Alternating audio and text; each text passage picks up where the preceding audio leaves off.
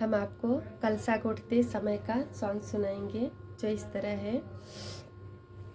शुभ का कलशवा गोठाई कैसे जी, शुभ का कलशवा गोठाई कैसे, रूठल बुआ के अपने मनाई कैसे, रूठल बुआ के अपने मनाई कैसे।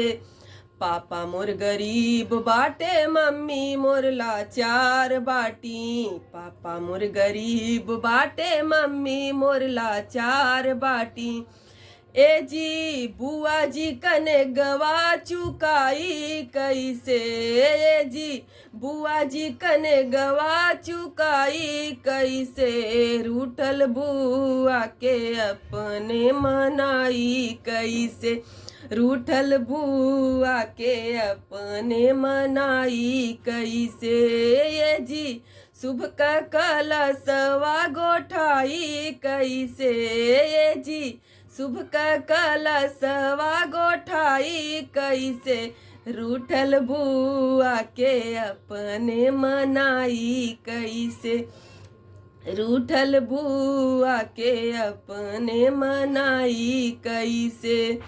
चाचा मोर गरीब बाटे, चाची मोर लाचार बाटी, चाचा मोर गरीब बाटे, चाची मोर लाचार बाटी। ए जी बुआ जी कने गवा चुकाई कैसे, ए जी बुआ जी कने गवा चुकाई कैसे, रूठल बुआ के अपने मनाई कैसे, रूठल बुआ के अपने मनाई कैसे। ये जी शुभ का कलशवा गोठाई कैसे, ये जी शुभ का कलशवा गोठाई कैसे, रूठल बुआ के अपने मनाई कैसे, रूठल बुआ के अपने मनाई कैसे। भैया मोर गरीब बाटे, भाभी मोर लाचार बाटी, भैया मोर गरीब बाटे, भाभी मोर लाचार बाटी। ए जी बुआ जी कने गवा चुकाई कैसे, ए जी बुआ जी कने गवा चुकाई कैसे, रूठल बुआ के अपने मनाई कैसे, रूठल बुआ के अपने मनाई कैसे।